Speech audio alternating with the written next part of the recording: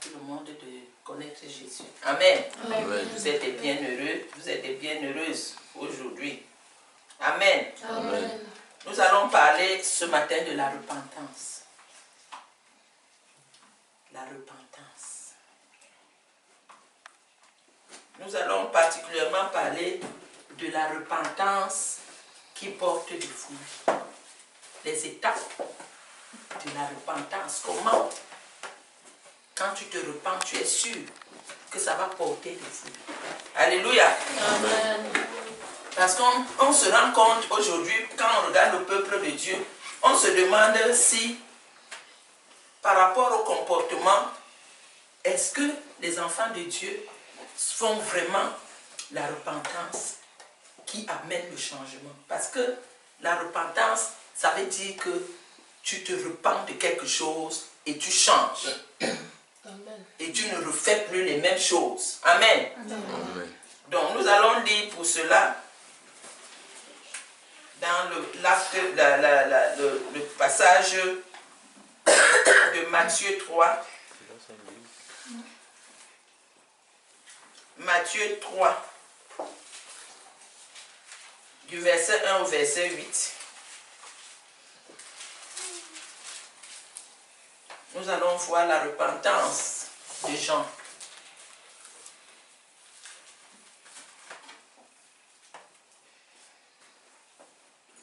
On peut avoir un lecteur? Matthieu chapitre 3, du verset 1er au verset 8. Oui. En ce temps-là parut Jean-Baptiste, prêchant dans le désert de Judée. Il disait, repentez-vous car le royaume des cieux est proche. Jean est celui qui avait été annoncé par Ésaïe le prophète lorsqu'il dit, c'est ici la voix de celui qui crie dans le désert, préparez le chemin du Seigneur, aplanissez ses sentiers. Jean avait un vêtement de poil de chameau et une ceinture de cuir autour des reins. Il se nourrissait de sauterelles et de miel sauvage. Les habitants de Jérusalem, de toute la Judée et de tout le pays des environs du Jourdain se rendaient auprès de lui et confessant leurs péchés, ils se faisaient baptiser par lui dans le fleuve du Jourdain. Mais voyant venir à son baptême beaucoup de pharisiens et de sadducéens, il leur dit, race de vipères, qui vous a appris à fuir la colère à venir? Produisez donc du fruit digne de la repentance et ne prétendez pas dire en vous-même, nous avons Abraham pour père, car je vous déclare que de ces pierres, si Dieu peut susciter des enfants à Abraham. Amen. Amen. Amen. Amen. Ça c'est, quand on parle de la repentance, on s'arrête souvent à ce passage. Jean, on dit que en ce temps-là, parut Jean-Baptiste, prêchant dans le désert de Judée. Lui, il était dans le désert et il prêchait là-bas. Le désert, c'est un endroit où il n'y a pas de vie. Amen. Amen. Le désert, c'est un endroit où il fait chaud. Le désert, ce n'est pas un endroit confortable. Et quand on lit ce passage, où lui, il était là-bas en train de crier, repentez-vous, car le royaume des cieux est proche. Donc, ça veut dire que dans ce désert-là, il y a des gens qui vivaient. Donc, il y a des gens qui vivaient dans ce désert. Parce que dans le désert, il n'y a pas la vie. Dans le désert, ce n'est que, il n'y a pas la verdure. Dans le désert, la vie n'est pas tranquille, la vie n'est même pas heureuse, tu ne peux pas être heureux. Dans le désert, il n'y a pas assez de nourriture, il n'y a pas l'eau. Mais dans ce désert-là, quand on regarde les Écritures, il y avait des gens, parce qu'ils ne pouvaient pas parler comme ça à des gens dans un désert vide, donc il y avait les gens. Donc dans nos vies là, il y a des déserts. Pendant qu'on marche, on croit qu'on est vivant, mais on vit dans un désert, c'est-à-dire tout te manque. Tu n'as rien. Tu n'es pas heureux. Tu n'as pas la paix. Tu n'as pas l'eau, tu as soif, soif de tout. Parce que dans un désert, tu as soif, tu as faim. Et quand on te prêche, la voix Jean-Baptiste, ça peut être toi, ça peut être moi. Tu entres dans une situation, dans une ville, tu trouves des gens qui ne vivent pas. Mais c'est un désert. Dans le désert, quand tu cultives dans un désert, tu ne récoltes rien. Alléluia. Parce que c'est la sécheresse. Moi, quand je me suis levé ce matin, ce passage m'a touché. Je me suis commencé à me demander quand j'ai lu ça, je lis toujours Matthieu 3. Mais pourquoi le Seigneur m'amène dans ce devoir désert? Donc ça veut dire que nos vies sont dans un désert. Et quand Jean-Baptiste dit, il prêchait dans le désert et il disait, repentez-vous, car le royaume de Dieu est proche. Ça veut dire quoi? Ça veut dire qu'il faut que tu puisses te détourner, tourner le dos à ce désert-là pour entrer dans le royaume de Dieu, le royaume où il y a la vie. Amen. Amen. Parce que dans le royaume de Dieu, il y a la vie. Mais dans le royaume qui n'a pas Dieu, il y a le désert. Et Jean-Baptiste vient maintenant dire aux gens, repentez-vous. Repentez-vous. Parce que moi, je ne vois pas la vie. Parce que dans le désert, vous croyez que vous vivez, mais je vois que vous ne vivez pas. Mais moi, je vois que vous allez mourir, que vous allez dessécher, que vous ne pouvez aller nulle part. Parce que dans le désert, tu ne peux aller nulle part, tu attends seulement la mort. Il dit, le royaume de Dieu est proche. Mais à côté du royaume de Dieu, la Bible nous montre un désert. Et dans ce désert, pour que tu quittes le désert pour entrer dans le royaume de Dieu, il faut la repentance. Alléluia. Amen. Et on nous dit que Jean est celui qui avait été annoncé par Ésaïe le prophète lorsqu'il dit, c'est ici la voix de celui qui crie dans le désert. Donc ça veut dire qu'il ne parlait même pas en voix basse. Il criait. Parce qu'il voyait comment le monde était en train de brûler. Il criait. Donc c'est ta voix. Nous avons nos voix. Quand tu vois une personne qui vit dans le péché, même si c'est à l'église, on peut être dans une église, mais une église qui est le désert. Parce que les gens vont vivre une vie qui ne glorifie pas Dieu et qui n'amène pas la vie, qui amène plutôt la mort. Donc la voix, c'était Jean-Baptiste. Cette voix devait amener les gens à plus une prise de conscience sérieuse sur leur façon. Parce que quand on regarde l'enfer, on nous dit que l'enfer là-bas, on va brûler, le feu est là-bas. Donc, quand on parle de feu, le feu brûle tout, ça sèche tout. C'est un peu comme le contexte du désert. Alléluia. Amen. Il dit, préparez le chemin du Seigneur, aplanissez ses sentiers. Donc, Jésus est un chemin. Le Seigneur dont il parle ici, c'est Jésus-Christ de Nazareth. Et ce que je veux dire ici, c'est que les gens de la Jérusalem, les Juifs, savaient qui était Jésus. Ils savaient que le Messie devait arriver. Ils savaient que Jésus devait venir. Et du coup, ils n'étaient pas étrangers à cela. Donc, le message de Jean-Baptiste les interpellait. Mais ils avaient d'autres choses à faire. Et quand on regarde maintenant au verset 4, il dit, on laisse même là-bas, on va au verset 5. Les habitants de Jérusalem, de toute la Judée et de tout le pays des environs du Jourdain se rendaient auprès de lui. Pourquoi? Et confessant leurs péchés, ils se faisaient baptiser.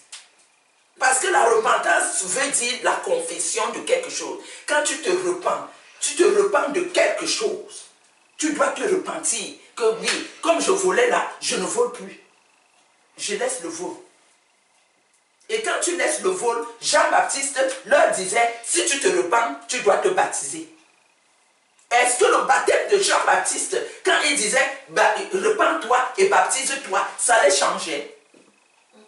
C'est pour cela que Jean-Baptiste se rend compte que tout ce que je fais là, comme si je crie là, je crie, je suis en train de m'égosiller, les gens s'ils ne changent pas.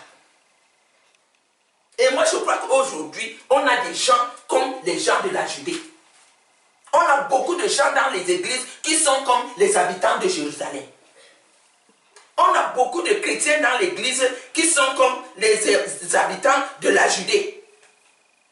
Donc ça veut dire qu'ils viennent à l'église, ils confessent leurs péchés, mais ils ne changent pas. viennent à l'église, ils confessent leurs péchés, ils se font même baptiser, mais ils ne changent pas. La repentance. La repentance. Oui, moi je me suis repenti, je me suis même baptisé, je connais Jésus et je vais même à l'église. Mais tu es un voleur. Mais tu es un menteur. Mais tu es un adultère. Mais c'est toi le grand fornicateur. Mais tu as confessé quoi? Alléluia. Amen. La repentance qui porte du fruit. Donc la repentance ici, mais on dit au verset 6, Jean-Baptiste dit, voyant venir à lui, à son baptême, beaucoup de pharisiens et de sadducéens. Les pharisiens, c'est des gens qui ont tué Jésus. C'est des gens qui sont là seulement pour te critiquer. Dans les églises, on a plein de pharisiens et de sadducéens. Quand tu lis dans la Bible, tu vas te rendre compte que partout où Jésus partait, quand Jésus fait un petit miracle, il a fait, c'est des gens qui te contrôlent. Mais ce sont ces gens qui venaient à ce baptême. Quand ils venaient au baptême, c'était pour venir piéger. Ils ne venaient même pas pour changer. Ils venaient pour savoir ce qui se passe au juste. C'est des critiqueurs. Oh, il a fait ça, il n'a pas fait ça. Non, ce que tu fais bien, il y a plein de critiqueurs. Quand tu arrives à l'église, oh, le pasteur a encore fait ceci. Oh, la chorale n'a pas bien chanté. Oh, ceci, ceci. Jean-Baptiste dit que vous venez, car je vous décrète, il leur dit, race de vipères. Quand tu regardes la vipère, c'est un serpent.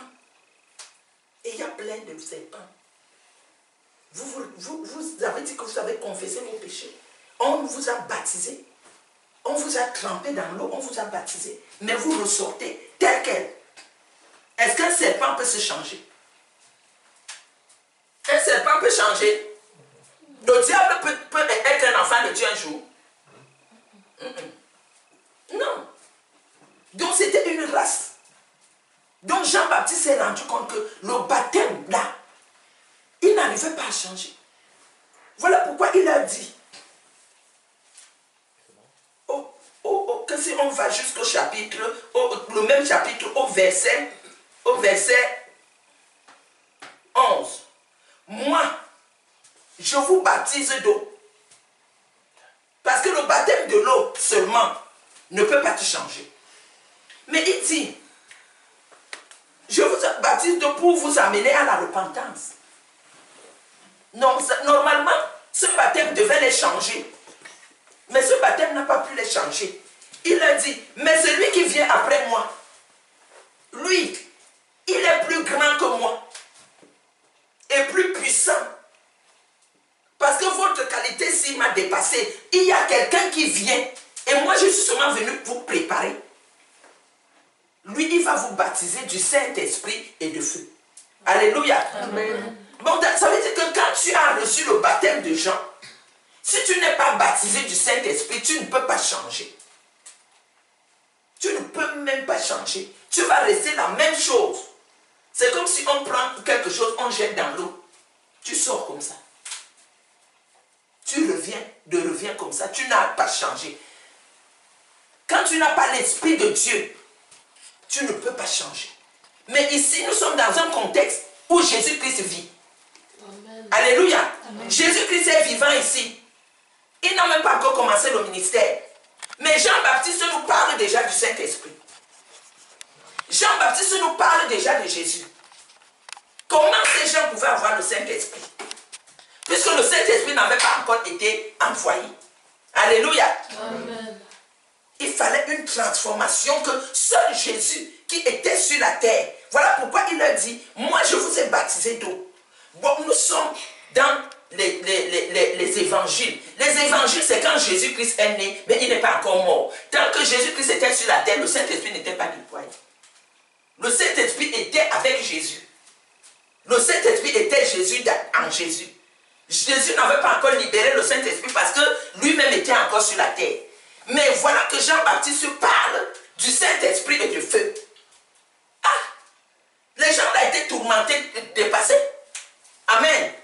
Comme aujourd'hui, on peut te dire que, oui, quand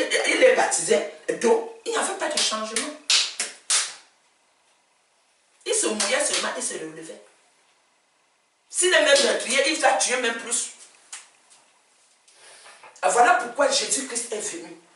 Et pendant que Jean-Baptiste parlait de ça, il préparait les gens à accepter Jésus. Lorsqu'on te parle de la repentance, c'est qu'on te prépare à accepter Jésus. On ne peut pas, tu ne peux pas te repentir de quelque chose que toi-même tu ne comprends pas que cette chose est un problème pour moi.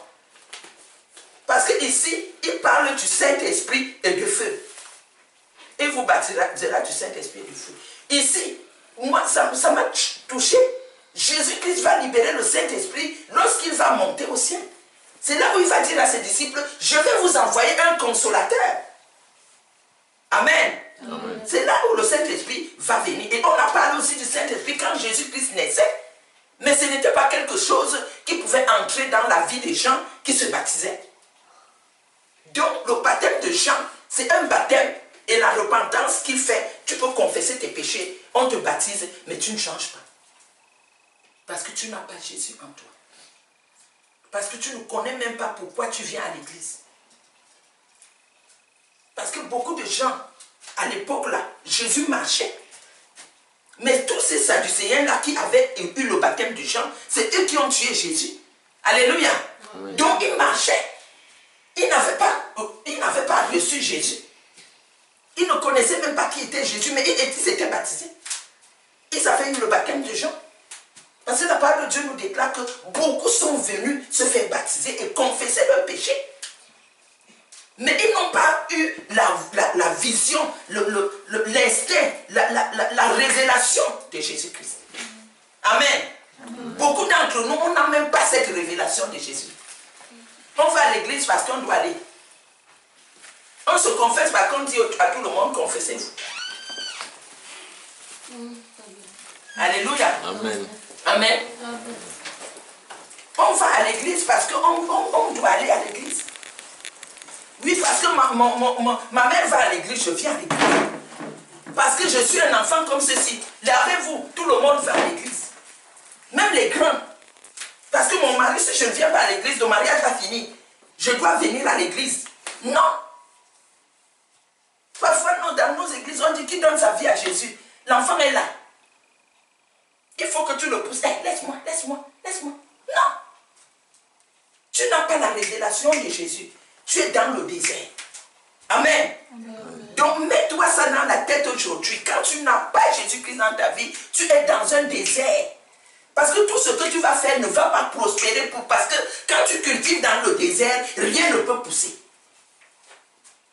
Tu peux prendre l'eau, tu tires l'eau comme on tire souvent là, tu verses l'eau. On a pris l'eau dans la Méditerranée, on a fait les trucs, on a creusé en bas pour que l'eau quitte de la Méditerranée pour toucher le pays qui est là-bas, qui est dans la sécheresse. Le jour que la Méditerranée sèche, tu fais comment? Alléluia. Le désert, c'est le désert. Donc, quand tu as confessé tes péchés, ce n'est pas tout. Tu dois avoir la vie, tu dois recevoir Jésus. Tu dois avoir Jésus-Christ dans ta vie. Tu ne dois pas aimer venir à l'église parce qu'on t'a poussé. On a tellement insisté. Quand tu viens là, tu ne reçois rien. Alléluia. Amen. Même si tu te repens, tu ne reçois rien. Parce que c'est Jésus-Christ qui est la clé. Et ici, la repentance, si Jésus-Christ intervient lui-même en tant que Jésus. Parce qu'en lui, il y avait l'Esprit de Dieu. Parce que Jésus-Christ est né de la puissance du Saint-Esprit. Amen. L'ange Gabriel a dit à Marie, le Saint-Esprit, la puissance, la puissance de Dieu va descendre sur toi. Donc ça veut dire que la puissance de Dieu a fécondé Marie. Et il dit, le saint enfant qui va naître de toi sera appelé fils de Dieu. Alléluia. Amen. Oui. Donc ça veut dire que Jésus-Christ, quand il marchait, il était Dieu. Il était Dieu. Parce qu'il n'avait pas le sang humain. Il n'était pas né de la conjonction d'amour humain, des choses bizarres. Non. Il est né de la puissance de Dieu. Donc il lui-même était le Saint-Esprit. lui-même était Dieu et lui-même était Jésus. Amen. Amen. Il avait les trois choses-là en lui. Donc voilà pourquoi, pour vous dire que le baptême, après la repentance dont parle Jean ici, n'a pas pu donner, n'a pas pu changer les gens. Parce que Jésus-Christ, quand il devait venir, il fallait que cette race de vipères change. C'est pour cela que Ésaïe dit, voici la voix de celui qui crie dans le désert pour dire, préparez le chemin du Seigneur. Donc que dans vos cœurs, il y a un chemin pour Jésus. Que dans vos cœurs, il vous a planifié certaines choses pour que Jésus-Christ entre. Mais ces gens, ils ont confessé, ils n'ont pas changé. Parce qu'ils n'ont pas pu connaître qui était Jésus. Voilà pourquoi quand Jésus entre en scène, c'est eux qui sont les premiers à le persécuter. Partout où Jésus partait, c'est les pharisiens et les sadducéens qui sont les critiqueurs, qui sont dans les églises. Parfois c'est les pasteurs, parfois c'est les chrétiens, les diacres. Ils sont dans l'église, des hypocrites. Parce que les sadducéens, c'est les hypocrites. Les pharisiens, c'est les hypocrites. C'est eux qui ont dit, qui ont comploté pour qu'on tue Jésus. C'est pas ça. Mais ici, on nous dit qu'ils se sont baptisés. Ils ont fait quel baptême? Mon fils. Jean-Baptiste. Alléluia. Un baptême qui ne te laisse pas tranquille, qui ne te fait rien. Tu vas voir à l'église des gens qui mentent encore, même des pasteurs qui mentent, qui aiment les chrétiens, qui aiment les filles à la chorale. Oui. Qui font même des choses abominables, qui n'ont pas l'amour. Mais c'est des pasteurs. Quand toi tu le regardes, tu crois qu'il est bon. Il n'est pas bien. Parce qu'il n'a pas la révélation de Jésus. Parce que lui, il sert Jésus pour un intérêt. Jésus, on ne le sert pas pour un intérêt. On le sert parce qu'il est Seigneur, on doit l'adorer. Il a dit qu'on doit le servir. Nous sommes venus sur la terre pour glorifier Dieu. Si sur la terre tu ne peux pas glorifier Dieu, tu n'es pas important pour Dieu. Tu es comme le chien. Parce que le chien aussi, Dieu l'a créé. Le chien mange. Tous les animaux la mangent. Et ici même en France, les chiens ont les chambres et les voitures. Et des domestiques et des comptes en banque, oui. Parfois même le chien est plus même important que toi. Mais nous, notre importance, c'est que nous avons Christ. Pour que nous soyons différents des autres. C'est Christ et notre différence. Amen. Amen. Amen. Amen. Maintenant, je vais vous dire, je vous ai montré globalement le baptême de Jean qui ne peut pas changer. Parce que le baptême de Jean sans Jésus, sans la révélation de Jésus, tu ne changes pas. Le baptême de Jean, que tu confesses tes péchés, oui Seigneur, pardonne-moi, je suis voleur, je reconnais que je suis un voleur, je reconnais que moi je fornique, je reconnais que j'ai toujours aimé les maris des gens, je reconnais que moi j'ai même déjà violé les filles, je reconnais que ceci, oh Seigneur, à partir d'aujourd'hui, pardonne-moi, Seigneur, tu viens même à l'église, oh pasteur, pardonnez-moi mes frères, pardonne. Il y a un frère comme ça qui était tout le temps dans la fornication. Chaque jour, devant l'église, il se met à genoux. Et oui, vraiment, j'ai péché.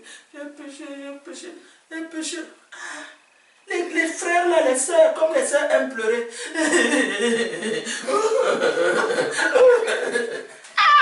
Je dis, un jour, j'étais assise, l'église du pasteur Pierre Macron. Le frère Lamandine, il vient encore. Troisième fois, comment? Oui, frère, confesse. Vraiment, je vous demande pardon. Oui, vraiment, j'ai tapé ma femme, j'ai fait ceci. Oh, vraiment, je suis même partie rester chez une autre femme. Frère, des sœurs. Repentance. Après, il a abandonné la femme, il est parti. Le mariage est fini. C'était un frère qui conduisait même les assemblées de maison, mais qui tapait sa femme, qui la détestait, qui l'injuriait. aimait les autres filles à l'église. Mais comme il fallait la repentance, oui, je vais venir me repentir. Oui, le Seigneur a dit, vous, même si vous péchez combien de fois, il faut savoir se relever. Non. Jésus a dit, il disait à certains, quand il finissait, il dit, toi, va, ne pêche plus. C'est pas ça. Quand tu connais Jésus, tu pêches. Il a dit, va, ne pêche plus, parce que si tu pêches encore, il y a quelque chose qui va t'arriver de très grave. Mais pour quelqu'un qui ne connaît pas Dieu, un non-croyant, Dieu va te dire, va, ta foi t'a sauvé. Alléluia. Quand tu fais quelque chose et que tu tombes sur un jour, soit la maladie, parce que quand le péché, le salaire du péché, c'est quoi? La mort. Tu peux mourir dans ta santé parce que tu as péché. On dit les femmes ne doivent pas forniquer. Toi, tu pars, tu commences à forniquer. Tu es à l'église, tu forniques. Tu connais que le frère qui est venu à l'église, lui, il est venu à l'église, que sa maladie, c'était quoi? S'il a le VIH, tu sauras. Non, comme on est à l'église, vraiment, le Seigneur protège. Tu vas comme ça, même tu n'as pas de protection. Si tu attrapes le sida, tu vas dire quoi? Tu venais de chez toi pour venir à l'église. Tu n'avais pas la maladie. Tu viens à l'église. Tu trouves quelqu'un que le Seigneur a déjà commencé à faire. Mais son péché mignon de l'impudicité n'a pas encore fini. Il te fait, tu tombes là dans l'impudicité. Tu as confessé. Mais toi aussi, tu as encore le péché mignon de ça. Ah. C'est la personne là, le sida, tu vas comment? Tu vas dire que c'est Jésus. C'est là où Jésus disait, toi, tu connais Dieu. Si je te guéris de ce sida, va, ne pêche plus. Parce que si tu pêches encore, ce qui va t'arriver, ce sera pire que ce que tu as vu. Alléluia. Amen. Amen. Amen. Donc les enfants de Dieu, quand tu as déjà confessé Jésus, tu as confessé la repentance, tu dois t'accrocher à Jésus. Parce que sinon, tu n'es pas comme un non-croyant. Tu n'es pas comme quelqu'un qu'on amène à l'église la première fois. Il vient à l'église, il a peut-être son hépatite. Parce qu'il est parti embrasser quelqu'un qui a l'hépatite. Il vient là, elle ne connaît même pas que Jésus. Le Seigneur l'a guéri. Mais toi, tu connaissais. Chaque personne, tu aimes embrasser parce que toi, tu aimes les embrasser. Tu vas attraper. Parce que tu connais la vérité.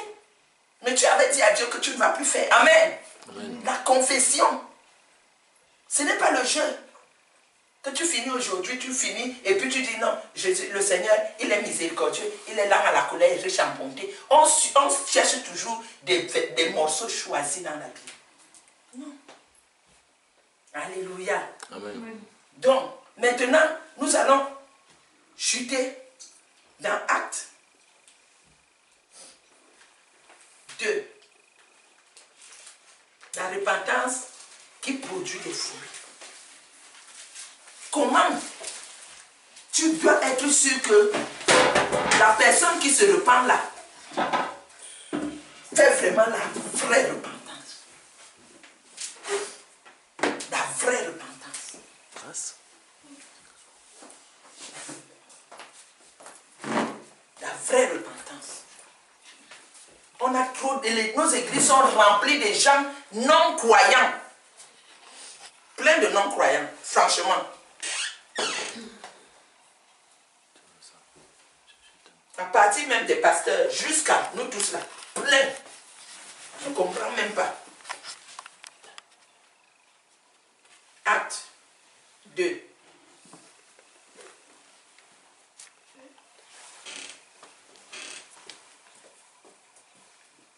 À partir du verset 37. Acte 2. Verset 37, il est écrit, je lis. Après avoir entendu ce discours, ils eurent le cœur vivement touché.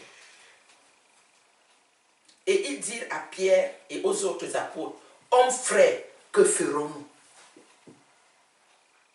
Pierre leur dit, répentez-vous et que chacun de vous soit baptisé au nom de Jésus-Christ pour le pardon de vos péchés et vous recevrez le don du Saint-Esprit. Car la promesse est pour vous, pour vos enfants et pour tous ceux qui sont au loin, en aussi grand nombre que le Seigneur notre Dieu les appellera. Et par plusieurs autres paroles, il les conjurait et les exhortait, disant, sauvez-vous de cette génération perverse. Ceux qui acceptèrent sa parole furent baptisés. Et en ce jour-là, le nombre de disciples s'augmenta d'environ 3000 âmes. Ils persévéraient dans l'enseignement des apôtres, dans la communion fraternelle, dans la fraction du pain et dans les prières. La crainte s'emparait de chacun et il se faisait beaucoup de prodiges et de miracles par les apôtres. Tous ceux qui croyaient étaient dans le même lieu et ils avaient tout en commun. Ils vendaient leurs propriétés et leurs biens et ils en partageaient le produit entre tous selon les besoins de chacun. Ils étaient chaque jour ensemble, assidus au temple. Ils rompaient le pain dans les maisons et prenaient leur nourriture avec joie et simplicité de cœur, louant Dieu et trouvant grâce auprès de tout le peuple. Et le Seigneur ajoutait chaque jour à l'Église ceux qui étaient sauvés. Amen. Amen. Ici, c'est une autre façon. Ici, c'est la repentance. Ceux-ci se sont repentis. Donc, pour que tu sois sûr que quelqu'un comprend même ce qu'il y a, il faut qu'il écoute la parole. Ici, Pierre a commencé à leur parler de Jésus. Jésus que vous avez crucifié, voilà Jésus-Christ, Jésus. Ça dit, pour que tu puisses comprendre que là où je suis, là, ma vie est finie. Je n'ai plus rien à faire. Si je ne connais pas Jésus, si ma vie est finie, c'est là où tu peux commencer à chercher à te repentir réellement. La repentance qui nécessite une prise de conscience réelle de ta misère sans Christ. Alléluia. Amen. Ici dans Actes des Apôtres, lorsque le peuple, les gens qui entouraient les apôtres, lorsque le Saint-Esprit était descendu et que Pierre a commencé à parler de Jésus, à témoigner de Jésus, le témoignage de Jésus amène les non-croyants et les croyants endurcis vraiment à se rendre compte que sans Jésus, ils ne peuvent plus vivre. C'est là où, quand ils ont écouté, la parole de Dieu nous dit, après avoir entendu ce discours, ils eurent le cœur vivement touché. Pour que tu puisses avoir une repentance qui va te donner le fruit, il faut que ton cœur soit touché. On ne doit pas te dire de te repentir quand ton cœur n'est pas touché. Tu dois te rendre compte que le péché que je fais là, ça peut endommager ma vie pour toujours. Mon cœur est touché, tu sens ta misère, ce que tu as fait à Jésus en faisant ce péché. Alléluia. Parce qu'ici, le peuple s'est rendu compte qu'ils ont été parmi ceux-là qui avaient livré Jésus à la mort. Donc leur cœur a été touché, meurtri. Est-ce que toi, quand tu fais du mal, est-ce que ton cœur est meurtri quand tu penses à l'œuvre de la croix? Et c'est là, à partir de là, qu'ils ont eu le cœur réellement touché et ils se sont repentis. Ils ont dit, mais frère, qu'est-ce qu'on peut faire pour arranger cette situation? La repentance, c'est trouver une solution pour t'arranger avec Jésus. Amen. Alléluia. Amen. Parce que quand tu vas lire du premier verset de Acte 2 jusqu'au 37e verset, tu vas te rendre compte que quand le Saint-Esprit est descendu, la langue de Pierre a changé. Pierre qui ne pouvait pas parler a commencé à parler. Et le Saint-Esprit a mis les paroles dans sa bouche. Parce que le Saint-Esprit, c'était le moteur. C'est le moteur qui amène à la repentance. Et quand il a libéré le message du Saint-Esprit, ce message du Saint-Esprit a brisé l'endurcissement des cœurs de ceux-là qui écoutaient. Et leur cœur a été touché. Est-ce que ton cœur est touché quand on parle de Jésus? Est-ce que ton cœur est touché? Est-ce que tu crois que Jésus-Christ c'est quelqu'un comme toi? Ou que Jésus-Christ c'est ton frère, ton ami? Non. Est-ce que ton cœur est touché quand on parle de l'œuvre de la croix? Est-ce que ton cœur est touché ou bien tu penses que quand on dit que Jésus-Christ a porté la croix, il a été crucifié, peut-être que tu penses que c'est une histoire contée? Non, c'est la vérité. Ton cœur n'est pas touché. Mais ton cœur est touché quand tu regardes le film, tu vois comment on une fille, on dit, ils ont les histoires, la série criminelle, machin, ils s'appellent. Ils aiment ça. Ton cœur est souvent touché. Parfois même moi je pleure même souvent sur les films, alors que c'est le film. Mon fils me dit, maman, ce n'est que le film. Là, ton cœur est touché. Est-ce que ton cœur est touché quand tu vois même Jésus, on te dit qu'on a mis sur lui la croix, sur lui la couronne d'épines. Imagine même toi-même, on te met même seulement une petite couronne avec les épines simples, mais lui c'était des clous. Est-ce que ton cœur est touché? Mais eux, leur cœur a été touché. Ils se sont, quand ton cœur est touché sur quelque chose, ou bien ta mère te fait quelque chose, ou bien tu fais du mal à ta mère, tu vois ta mère pleurer. Quand ton cœur est touché, tu vas venir même commencer à pleurer, tu te mets à genoux, tu dis, maman, pardonne-moi. C'est quand ton cœur est touché. On ne va pas te dire. Alléluia. Oui. Et ils ont eu le cœur touché.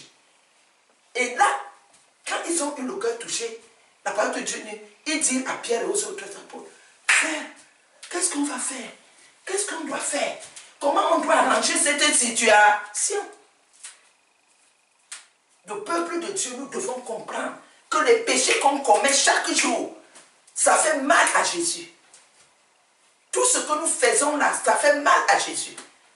Quand tu n'aimes pas ton frère, ça fait mal à Jésus. Quand tu commets un péché, ça fait mal à Jésus. Quand tu ne payes même pas ta dîme, ça fait mal à Jésus. Quand tu parles négligemment, ça fait mal à Jésus. Alléluia. Parce que nos seigneurs veulent, nous sommes le corps. Surtout nous les enfants de Dieu. Nous sommes le corps de Christ. Le corps de Christ. Quand Jésus-Christ était sur la terre, il n'y avait pas encore le corps de Christ. Donc Jésus-Christ faisait tout. Il était la tête et le corps. Mais quand Jésus-Christ est mort, il est allé au ciel. Ici, nous sommes dans les actes des apôtres. Le tête est parti, mais le corps est resté. Et tu es dans le corps de Christ. Ça veut dire que lorsque tu fais du mal à ton frère, tu fais du mal au corps de Christ. Amen. Parce que nous sommes le corps. Que tu sois à Yaoundé, à Paris ou tout partout, nous sommes un seul corps. Donc quand tu es ton frère qui est dans l'église de Christ, qui n'est pas seulement l'église de Oudankou, ou l'église de la grâce, ou l'église de la dernière trompette qui est à Yaoundé, ou l'église même de Castano. Non, c'est le corps. Parce que nous tous, nous parlons de Jésus. Alléluia. Amen. Donc, en tant que corps de Christ, eux, ils n'étaient pas encore de corps, mais ils voulaient entrer dans ce corps qui était déjà en train de se former avec l'avènement du Saint-Esprit. Ils disent, mais nous, on a tué cet homme. Oui, on était là.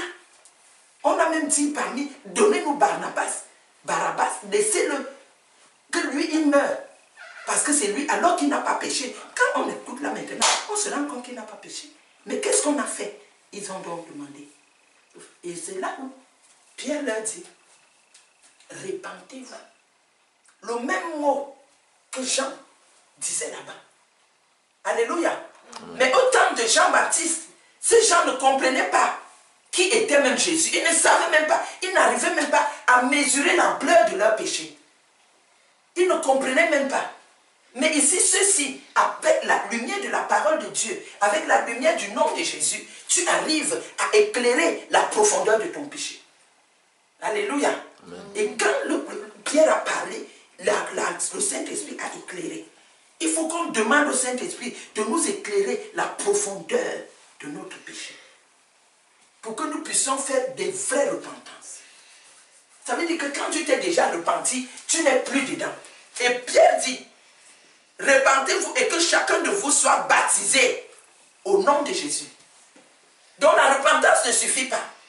Le baptême qui était là-bas, confession des péchés, repentance avec Jean, il aussi lui baptisait, mais c'était au nom de Jean. Ici, pour la vraie repentance d'aujourd'hui, c'est tu te baptises, quand tu te confesses, tu te baptises au nom de Jésus. Quand tu es à l'église, tu n'es pas baptisé, tu es là-bas comment? Toi, tu viens à l'église, tu n'as jamais été baptisé, tu fais quoi? On ne te connaît pas. Tu n'es même pas dans le corps. Ça veut dire que si les anges descendent là maintenant, ils ne vont pas te prendre. Ils ne vont pas te prendre. tu auras perdu. Tu confesses tes péchés sincèrement, en pleurant, en criant, en te repentant. Et puis tu demandes qu'on te baptise. Et quand, dans ce baptême-là, il dit, quand on va te baptiser, lui-même dit, pour le pardon de tes péchés. Alléluia. Amen. Pour que tu sois sûr que Jésus-Christ t'a pardonné, il faut que toi-même tu vois l'ampleur et que tu demandes pardon.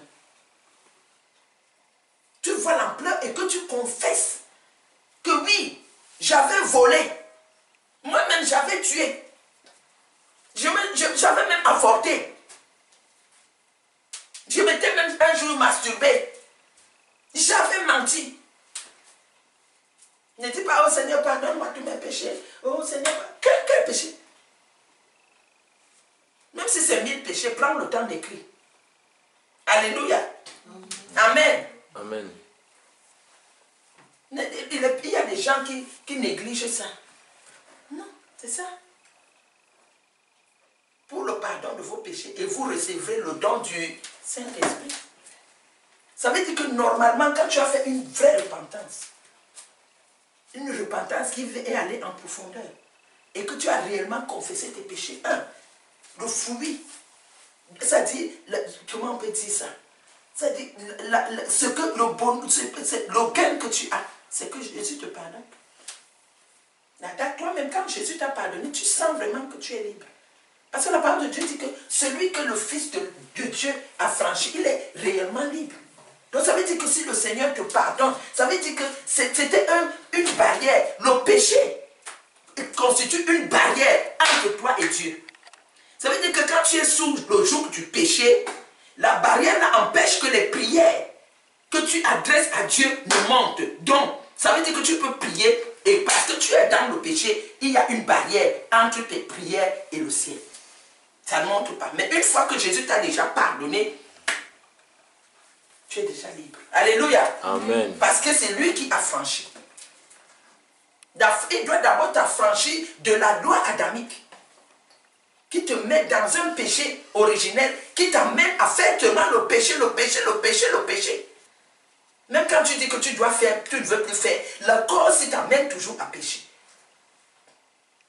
Donc, et quand tu as déjà le pardon de Jésus, du coup, son esprit tombe sur toi.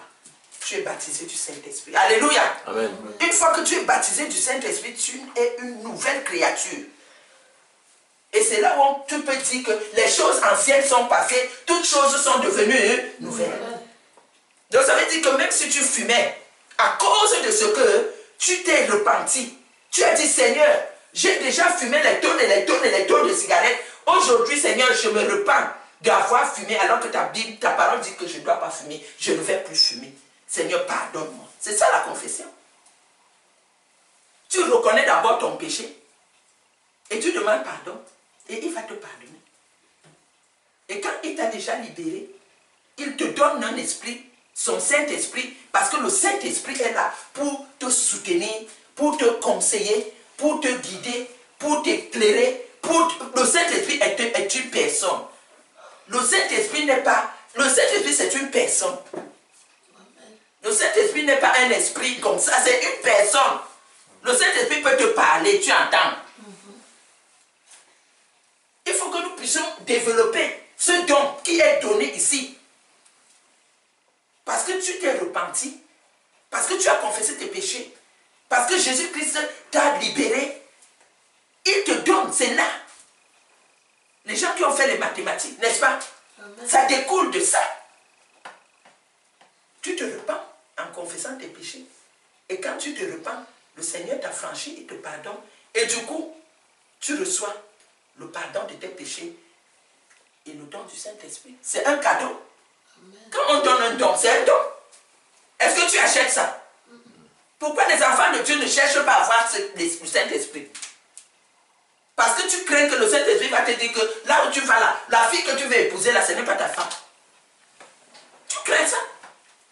Parce que le Saint-Esprit a la capacité de te dire que ta femme est comme ça, comme ça, comme ça, oui. Ton mari est comme ça, comme ça, comme ça, oui. Tu vas accoucher 2, 3, 4 enfants, oui.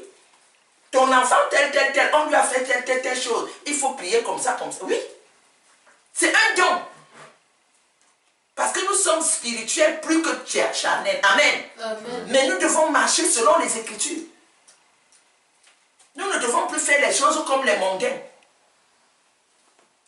Si tu n'es pas sûr que le Saint-Esprit t'a dit, il y a une sœur à l'église, elle m'appelle tout le temps. Oh ma sœur, je vais regarder. Oh ma sœur, vraiment, j'ai donné 1 million, j'ai eu des problèmes, je n'arrive pas, mon affaire ne marche. Je lui ai demandé que tu as prié. Et qu'est-ce que Dieu t'a dit? Alléluia. Amen. Chaque engagement qu'un enfant de Dieu fait, il faut que Dieu te parle. Parce que si Dieu ne te parle pas, tu marches comme... Parce que nous devons avoir le don du Saint-Esprit. Alléluia. Parce que nos péchés nous sont déjà pardonnés. Nous avons le don du Saint-Esprit. Car la promesse est pour toi. C'est une promesse. Ça, c'est une promesse. La servante, l'évangéliste Francis, quand nous a parlé des promesses, c'est une promesse. Donc, quand on te dit que promesse, la promesse, c'est quand on te promesse, c'est une dette, non? La promesse est une dette. Dieu nous a promis cela. Dieu nous a promis cela. Nous devons marcher comme ça. Nous ne devons pas aller prendre les raccourcis. Non. Nous devons, même si Dieu te dit que comme tu vas là, tu vas échouer, ne parle pas, ne parle pas. Ne dis pas que non, comme ça me plaît. Je vais aller, ça me plaît. Non, tu vas déjà avec la chair. Si tu ne marches plus avec l'esprit. Marchons avec l'esprit. Alléluia. Marchons avec l'esprit. Pierre leur a dit ça. Car la promesse est pour vous, pour vos enfants. Parce que quand c'est pour toi, c'est aussi pour tes enfants. Parce qu'elle a parlé de la promesse de 4 générations. C'est pour tes enfants. Nous sommes dans la promesse de 1000 générations. Donc ça veut dire que lorsque le Seigneur t'a affranchi, toi tu as déjà le Saint-Esprit. Tu vas amener le Saint-Esprit partout dans ta maison. Parce que le Saint-Esprit, c'est l'Esprit de Dieu. Tu n'as plus l'Esprit parce que tu t'es seulement repenti. Vous voyez d'où le Saint-Esprit vient réellement avec force. Mais il y a des gens qui n'ont pas fait la repentance. Tu commences à voir le Saint-Esprit. C'est quel esprit? Tu es sûr? Tu es sûr que c'est le Saint-Esprit? Amen. Amen. Tu es encore dans le mensonge. Tu vas encore chez les féticheurs. Mais tu es à l'église. Quand tu commences à parler en langue là, tu es sûr que c'est le Saint-Esprit? Ce n'est pas le Saint-Esprit. Ça peut même être l'esprit de Python. Parce qu'il y avait des gens qui avaient une fille qui avait l'esprit de Python. Vous avez lu ça, non? Dans Actes. Elle faisait la veille, elle te voit comme ça, elle te dit toutes tes choses. Oui, tu l'as fait, tu l'as fait, tu l'as fait. Quand Paul est venu, l'esprit là, la fille là était derrière Paul. Oui, vous êtes les serviteurs du Dieu vivant. Oui, vous êtes des serviteurs. Paul dit, ok. Paul regarde, Paul a le Saint-Esprit. Le Saint-Esprit n'atteste pas à Paul que l'esprit qui parlait là, c'est moi. Ah. 2 jours, Paul dit, aujourd'hui là. Et il va encore marcher. Oh, ça, voilà, ces hommes-ci, c'est les serviteurs. Maman. Esprit méchant sort.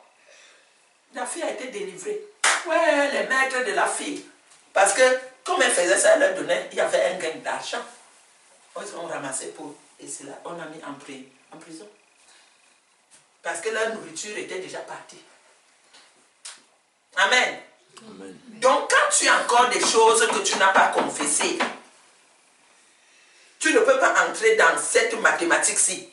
L'équation-ci ne peut pas te donner Saint-Esprit. Non.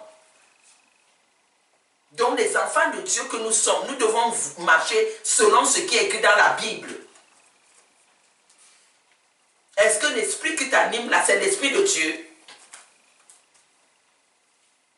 Ou c'est l'esprit humain? Ou c'est l'esprit impur? Ou c'est l'esprit du Python? Ou c'est ton propre esprit? Amen.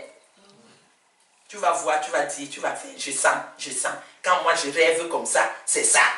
C'est le Saint-Esprit. Quand je rêve que quelqu'un est mort vraiment, ça ne fait pas 2 jours, ça. C'est le Saint-Esprit.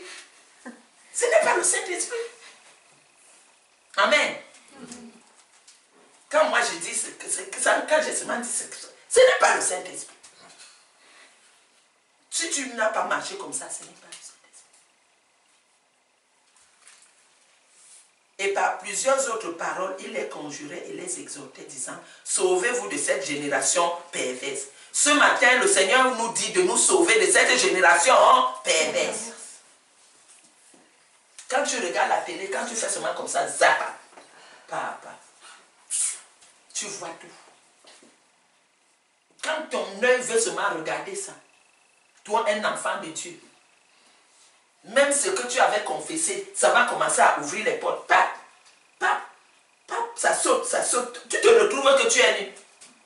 Parce que tu aimes seulement regarder les choses, une génération perverse. Une génération qui ne craint pas Dieu. Tu ne peux pas voir dans les médias qu'on parle de Jésus même 30 minutes. 2 minutes. Même par erreur. Ça ne passe pas.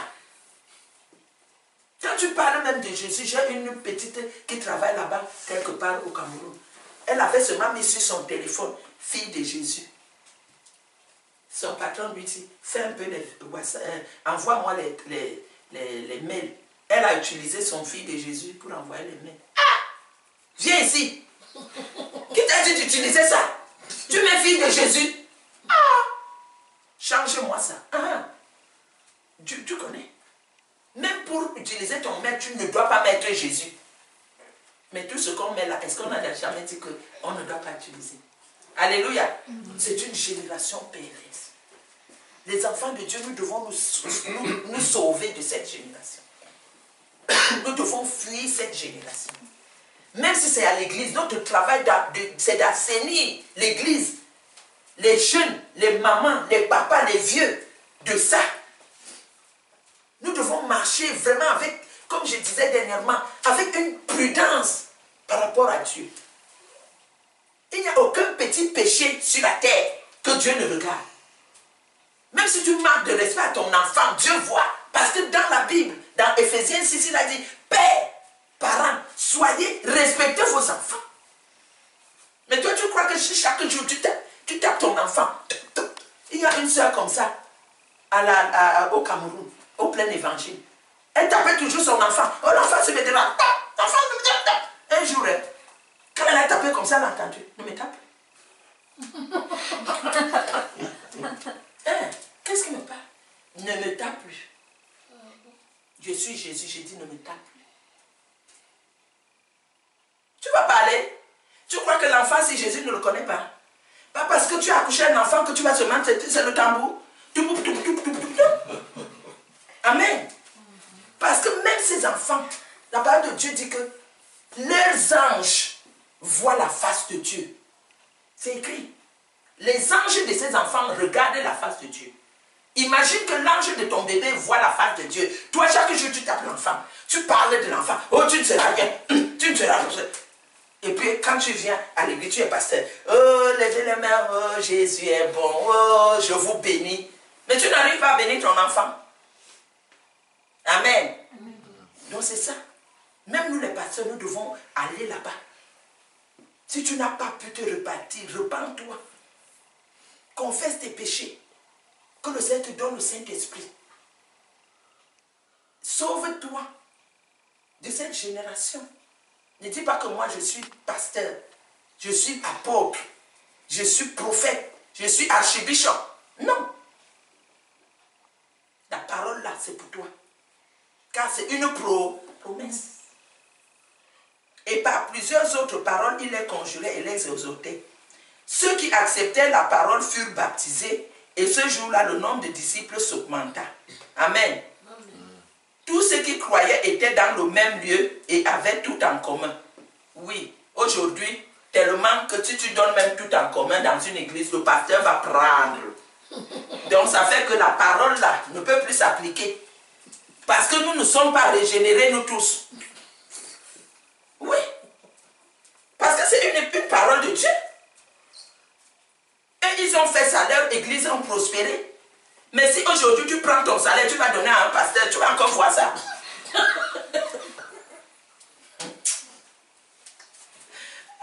Mais c'est vrai. Pourquoi? Parce que les pasteurs, nous les pasteurs, nous croyons que cette parole ne nous concerne pas. Pourquoi Pierre et les autres apôtres ne prenaient pas ça pour eux-mêmes? Mais toi, tu veux que tes oins, tes brebis viennent avec leur salaire, ils vendent leur maison, ils viennent te donner. Toi, tu prends, tu vas construire chez toi. Eux-mêmes, ils n'ont même pas quoi manger. Non. C'est pour ça que la parole, c'est cette parole qui doit marcher. Amen. Parce que si une brebis sait que si je viens donner mon argent, on va bien partager, je ne vais manquer de rien. Je ne vois pas les chrétiens qui ont accepté Jésus qui ne vont pas le faire. Mais c'est nous les pasteurs et les apôtres qui on est déphasés. Parce qu'on veut aussi être trop riche. Nous devons rouler dans les grosses voitures, payer les jets privés. Tu dois payer la jet privée. Au dépend de tes brebis. Parce que c'est ça qui est écrit. Moi, je ne peux pas prêcher ça. Mais c'est chez lui seulement. Parce que l'applicabilité de ce verset n'est pas dans notre monde-ci. Tu vas vendre ton château, tu vas amener à l'église. Le pasteur va dire, tu as tout amené. N'est-ce pas que Ananias et Saphira, ils ont vendu, ils ont caché. N'est-ce pas que Pierre, tu as tout amené ici. Ils cherchent seulement les passages de la Bible qui les arrangent. Mais ce n'était pas ça. C'était qu'il faut amener, et puis tout le monde, il ne manque de rien à personne. Ils vendaient leurs propriétés et leurs biens, et ils en partageaient le produit entre tous, selon les besoins de chacun. Ils étaient chaque jour tous ensemble, assidus au temple. Parce que quoi? Parce qu'il fallait consolider l'état du Saint-Esprit en eux. Amen. Parce que quand tu es déjà rempli du Saint-Esprit, et que tu commences à vadrouiller, tu vas te décharger. Tu vas te décharger. Les téléphones se déchargent. Tu charges, ça se décharge. Amen. Tu vas te décharger en allant voir des gens qui vont toujours te dire que hey, tu parles là-bas. Viens, allons boire. Donc, il fallait qu'ils soient toujours ensemble. Amen. Ils écoutaient la parole. Pour que le Saint-Esprit grandisse en eux. Amen. Pour qu'ils soient des hommes forts. Parce que le Seigneur veut quoi? Au juste, le Seigneur a laissé le Saint-Esprit pourquoi? Pour que chaque enfant de Dieu que vous êtes, que vous soyez des hommes mûrs. Amen. Que vous soyez capables de chasser les démons même dans vos maisons. Amen. Que tu n'attendes pas aujourd'hui que, oh maman, Nicole est au Cameroun, j'ai fait un mauvais rêve, je fais comment? Non. Dieu veut que même les petits enfants puissent manifester la puissance du Saint-Esprit. Donc nous les pasteurs, notre rôle, c'est de vous impacter pour que vous soyez des petits Jésus partout où vous allez. Quand tu arrives quelque part, tu trouves qu'il y a quelque chose, tu coupes seulement, tu te lèves et tu chasses. Et tu fais parce que la puissance du Saint-Esprit, ce n'est pas seulement pour les pasteurs, c'est pour tout le monde. Alléluia. C'est ça. Donc c'est pour cela que nous devons être tout le temps ensemble. Ils partageaient la nourriture, mangeaient ensemble. Ils prenaient la Sainte Seine ensemble. Ils faisaient des prières ensemble. Ils étaient toujours au temple. Alléluia. Donc la repentance qui donne les fruits, c'est une repentance qui vient du fond du cœur. D'un cœur brisé. D'un cœur qui a accepté Jésus. Et là, quand tu acceptes Jésus, tu te fais baptiser au nom de Jésus. Tu as la repentance et les fruits de la repentance, c'est le don du Saint-Esprit. C'est le pardon des péchés.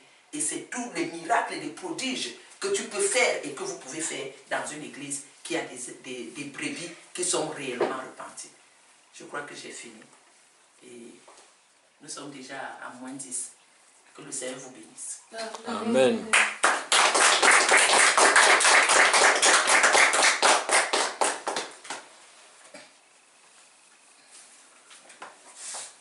Nous allons prier. Tu vas dire merci à Dieu pour cette parole.